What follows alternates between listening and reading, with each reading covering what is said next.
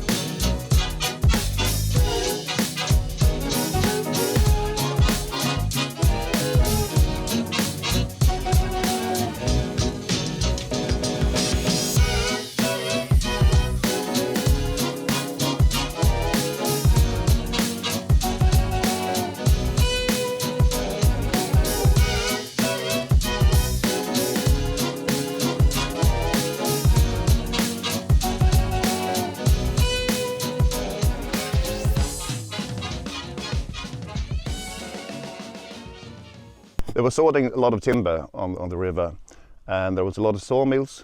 So from here down to the coastline was 80 steam sawmills.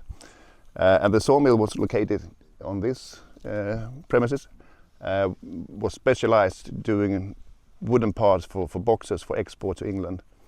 And in Swedish it's called låda, and in English it's called box. So they changed name for the company to Box Limited. And the sawmill was burnt down in 1895, and then they built the power station and kept the name Box because the area was called Box. If you look at old maps, it's called Box, where we stand. And that's, they stopped producing electricity in 1924, and in the 90s there was an artist looking for a studio or gallery to have, and he found this and did a lot of renovation and then kept the name Box Power Station. So when they started making whiskey in the same building, like 15 years later, they kept the name Box. So Box Distillery and Box Whiskey. And we kept that until 2018 when we changed name to High Coast.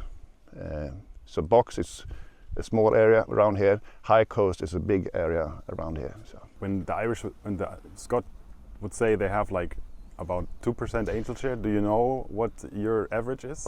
Yes. The thing is, if you go to a Scottish distillery, they say 2% angel share. Yeah. I haven't met any distillery in Scotland that actually have 2%. But the tax corridor is 2%, so even if they have 1 to 1.5%, they always say 2%. But as you know, in Scotland it's a bit colder in average. So for big barrels, 200 litre barrels, we have an average for 2.55% annual loss. But for small casket, 40 litres, we are between 4 and 4.5% annual loss. Yeah. But there's much shorter maturation time on those.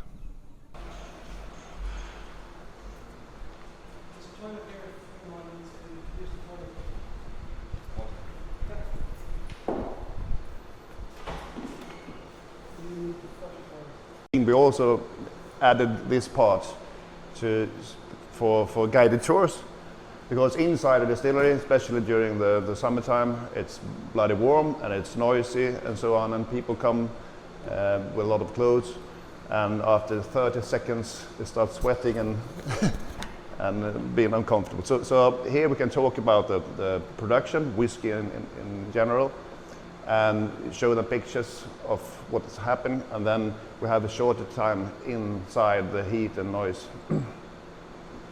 We take the cooling water from the river, but we take the processed water from a small lake close to the distillery, about 6-7 kilometers.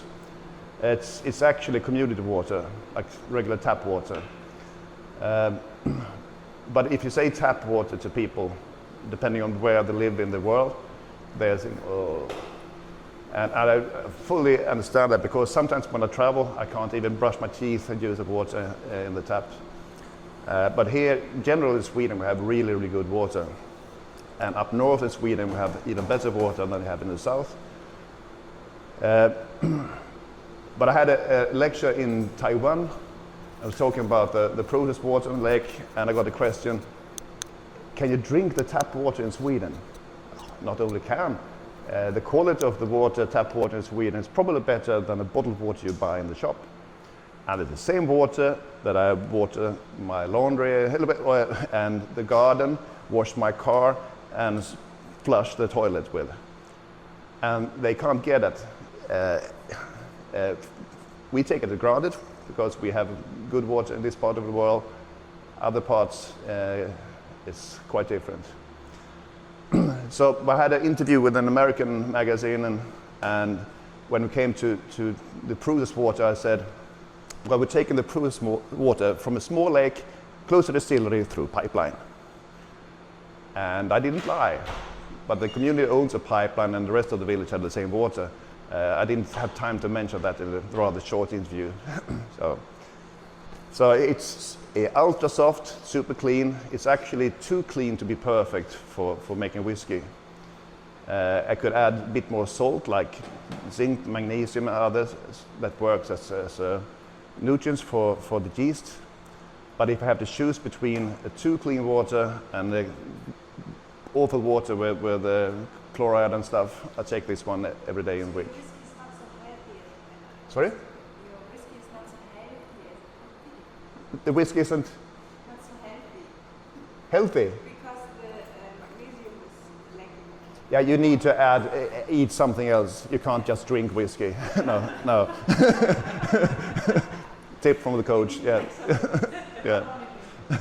You know everything about maltings. Just stop and ask question. No, we had plans before I entered the company to do our own maltings. It took me a few minutes to convince everyone that we shouldn't do. It takes a lot of space, it takes a lot of work, especially if you have empty a kiln, a warm kiln. You wouldn't do that again.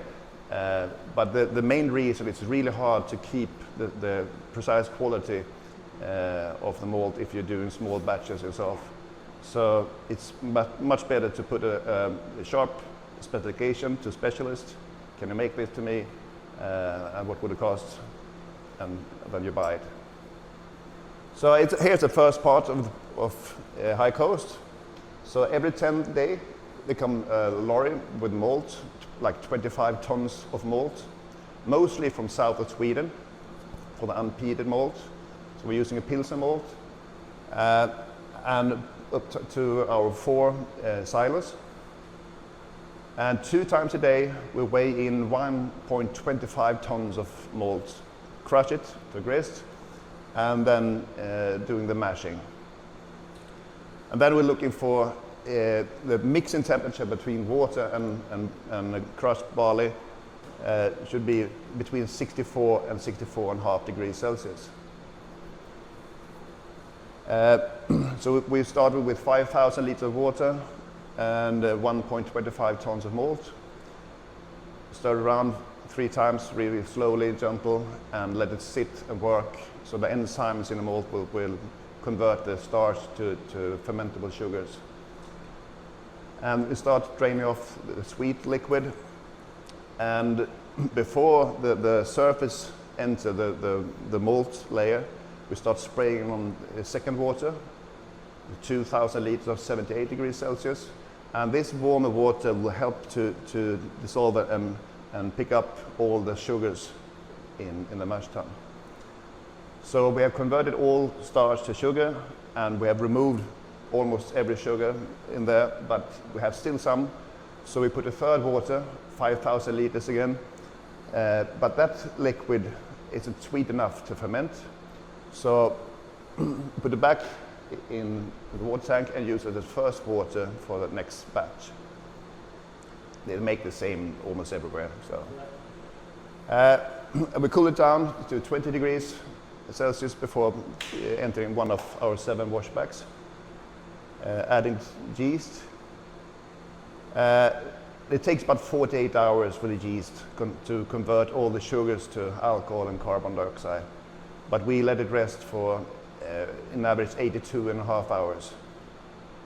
We don't get any more alcohol, but we get more flavors, more citrus flavors, lime character, and so on. And we also had a bit calmer wash with less carbon dioxide. That would either start a lot of foam in the pot still. And we don't use anti-foam anywhere in the production. So like 82.5 hours is perfect.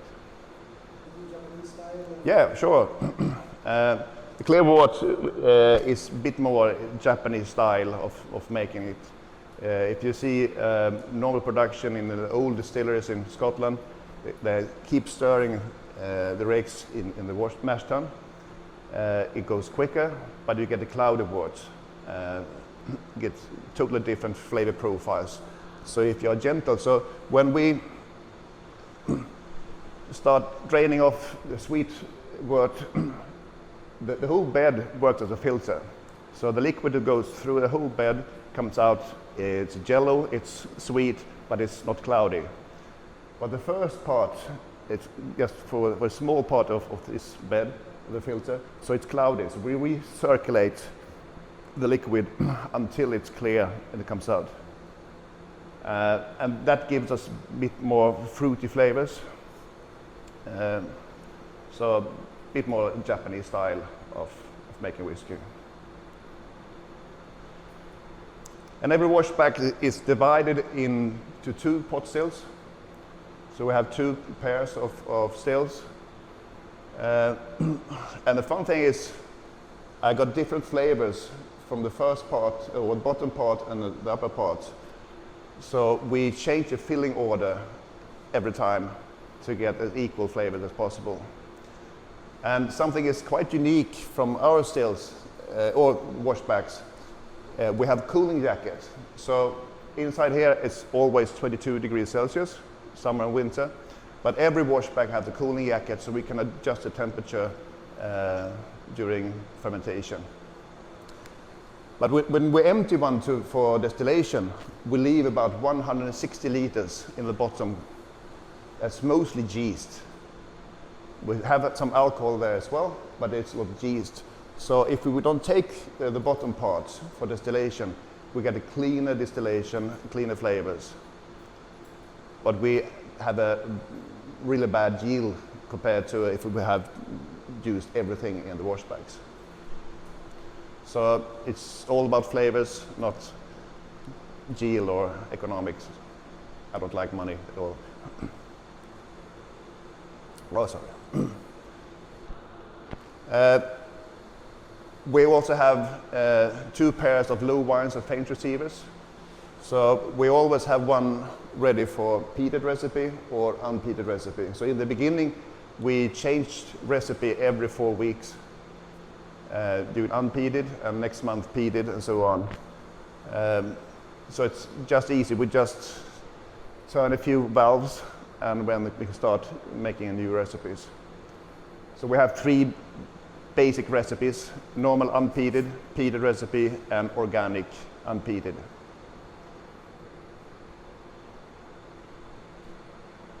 Yeah, we're going to see the stills inside.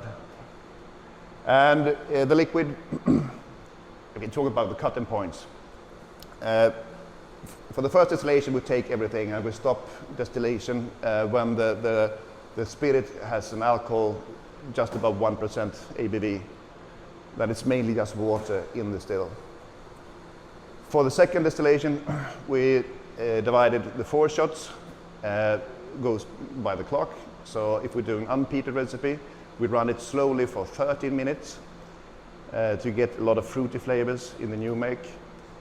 And the second cut goes to 67% ABV because I want to have fruity, clean, malty flavors and not the heavy stuff. So we stop collecting the new make or middle cut rather early. When we do the peated recipe, I don't like to have it too fruity, so we do the 4 shots 30 minutes instead for 13. So the quality of the spirit is really good long before we start collecting it. It's just the flavors isn't right. And then to get the peaty notes, we had to move the second cut down to 60% ABV. And it's been working really good. The new make then is reduced to 60% ABV before pumping over to the filling room, before filling in the casks. Well, if you have been on a distillery like in Scotland, you normally see wooden washbacks. A lot of distillers have both stainless steel and wooden ones, but the one that show the public or visitors is the wooden ones because they're a bit sexier to look at. If you only have wooden washbacks, you say that wooden one is the best one. If you only have stainless steel, you say stainless steel is the best one. The good thing about both. So yeast, for instance, is a fragile organism. It wouldn't want to have big fluctuation in temperature. So if you have washbacks in a really old building and it's draft in the corner, and you have stainless steel washbacks, you might need to put some insulation on the washback. But if you have wooden ones, it could be like 8 centimeters thick, so you have some insulation in the material. So that's a good thing. The bad thing about wooden washback is you can't clean it with chemicals. You can flush it with water, you can steam, but it's rather clean but not super clean. So inside the pores of the wood you have bacteria and yeast waiting, and when you fill up the washbacks with really sweet liquid at perfect temperature, they go out and produce flavors as well. You can still get a super nice wash, but as a brewer you don't have control of the process. So if you choose stainless steel ones, you can clean it super clean every time, and you decide what type of flavors because of the environment and the yeast you're using. So if you are romantic, you choose wooden one. If you're a boring grey engineer, you choose with the stainless steel ones. No one has accused me for at least 58 years to be romantic, so it's stainless steel for me.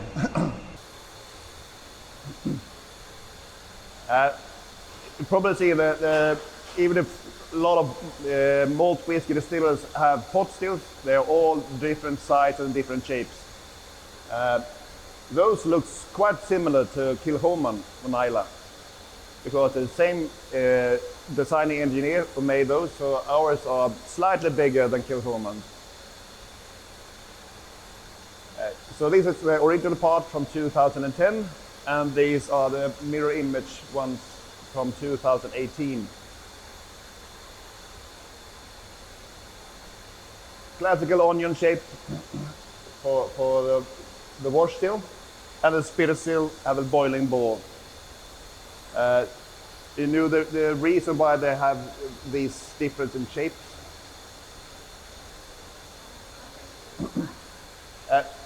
If you have this classic one, onion shape, the fumes that comes up goes rather straight through the neck with less copper contact, less reflux. But if you somehow disturb the flow, either if you have like a small, what do you call it, like a hornet's, you know what I mean. Weiss. It's called a lamp shape. Or you do a boiling ball like this. You get some turbulence of the fumes that hit copper several times. You get more reflux and more copper contact. But couldn't you reach it with an upright arm? Yeah, if the line arm that goes from the neck, if it goes downwards, doesn't matter if it's deep or if it's just downwards. So if the fumes comes as a gas and hit the neck, the copper, and goes to the liquid will go through the stills and be collected. But if the line arm going upwards, it can be converted to liquid almost at the condenser and then going back for distillation. So you get a little bit more, I could say, not heavy flavors, but a bit more robust whiskey if it's going downwards. Every time someone buys a cask, they ring a bell. So that will cost you about 2,500 euros. Ring it several times. Oh, you have to pay a whole round for everyone.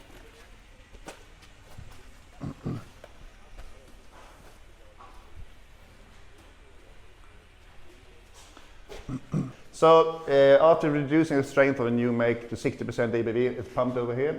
So we can have about 6,000 liters unpeated new make and 6,000 liters peated new make at 60%. And from the beginning, we start filling the cask. Of the first few months was at full strength, about 72%. Then in May 2011, we reduced the strength to 63%. And then I noticed a huge difference in quality of the whiskey after a few years from different filling strength. So we reduced every cask down to 60%. And then we realized that smaller casks with shorter maturation time gains with even lower filling strength. So every cask up to 100 liters is filled with 56% ABV, and bigger cask at 60%. Now we only buy brand new American oak cask that had been seasoned with sherry for 1 or 3 times. And then there's no risk at all for those off notes like sulfur and rubber and vinegar and stuff. And it's less woody. American oak is less woody than Spanish oak. It's more aromatic than American oak, but I like the flavors more from American oak than from Spanish oak or European oak. So does the sherry makers. Sorry? Same for the sherry makers. Yes. What I heard from sherry cask producers or sherry bodegas, the only reason they used European oak is because of the whiskey business are asking for European oak. You get more color from from the European oak. Well, it tastes different. It's different. It tastes different. Yeah. And you said you also use Bulgarian oak and What? Swedish oak? Yeah, we have a lot of different species. So Swedish oak, American oak, We have earlier bought a lot of Hungarian oak. European oak is much harder and harsher. I'm surprised. How does Hungarian oak and Swedish oak differ from American oak? The Swedish oak is less aromatic and gives a dry spiciness and a lot of nutmeg. The other European oak species are more aromatic, but it gives you a lot of clove. If you have it like Quercus petrea in Latin, grown in France, you get a lot of clove. If the same species grown in Hungary, you get clove, but you get some sweetness as well, like honey in it. If you take the Asian oak, you get like cedar wood. If you get the American oak, you get a lot of vanilla and coconut, and it's more cinnamon and cardamom in the spices. So normally it's quite easy to pick what type of oak has been used in the whiskey. Okay, thank you. But most of the casks we're using are fresh bourbon. Okay. And we buy a lot of cherry. Buffalo Trace? What's your favorite? Buffalo Trace and Heaven Hill are my favorites. Okay. Didn't see many Jim Beam casks. We have Jim Beam, Wild Turkey, and so on. But I really try to only buy unrinsed barrels, because a lot of American distillers, when they empty the whiskey for bottling, they have maybe 4 or 5 liters of whiskey or bourbon inside the oak. So they add water, maybe half of the cask with water, put it back in the warehouse, and the alcohol and water would change places. So you have some alcohol in the water, and you use that water for reducing the whiskey strength prior bottling. Those casks isn't as fun as just empty, unrinsed barrels. So I want to be guaranteed to have unrinsed barrels. Should we take a look at the bottling line? Yep.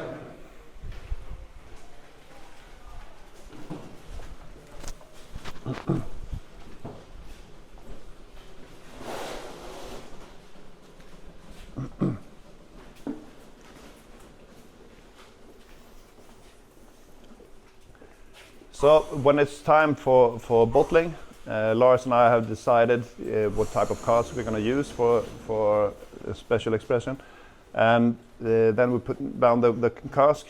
If it is in the winter time and the whiskey is bloody cold, we put them in another room for maybe up to a week to raise the temperature, because I do not want to empty cask if it's colder than 16 degrees Celsius.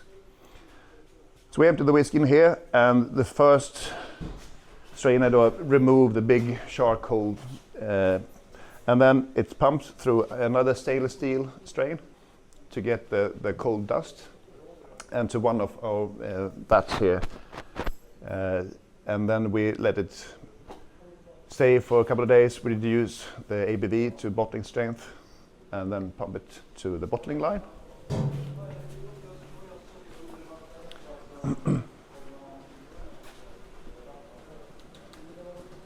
So we add one layer from the pallet of bottles. It goes through here, turns upside down, and rinse with clean air, and then filled to the right level. Put the stopper in, and a capsule, and the labels, and then to the packaging room. So one guy operates the whole line here.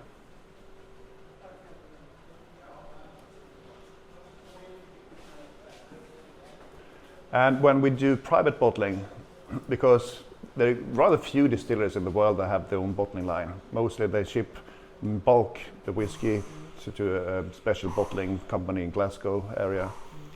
And if they have their own bottling line, they might have maybe 5, 6, up to 10 different bottlings to do a year. Since we're selling so much private cars, we do about 1,000 unique bottlings every year.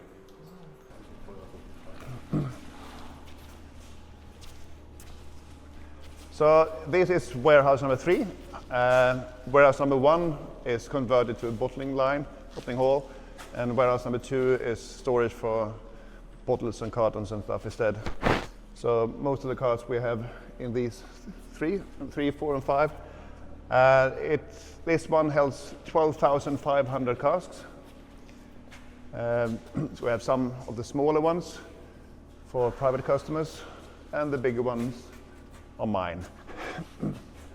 You can see that they are looking a bit different. So if the cask end is white, it's resized from a bourbon barrel. This is Swedish oak, this is Asian oak. That one has been used for bourbon first, and then Jamaica rum for 10 years, and then resized to a cask. We have the square-shaped cask, quite special. Hungarian oak with the black. This is a hybrid, so the body is ex-bourbon, and the cask ends are Swedish oak. Misonara. Yeah, we don't have Misonara. We have Quercus mongolica is Asian oak grown in southeast of Asia. These casks, the oak is actually grown in northeast of China, close to the Russian border. There is a subspecies of Quercus mongolica that, if it's grown in Japan, is called Misonara. Yeah, but I hear it a lot that they only use like the bottom or the tops, and they then say it's a Misonara finish. Yep, the thing is about Misonara oak, it's really hard to work with because if you take American oak, you have it's like watertight in all directions. European oak is almost watertight in all directions, so you need to have different technique when you cut the staves from the log. The Asian oak isn't watertight at all, so you need to be really, really good to read the structure to make watertight. Okay. And also bending the staves could be different. So if you're using chestnut, for instance, to make a cask, it easily breaks. So normally when I buy chestnut cask, it's just ends of chestnut and the body is ex-bourbon instead.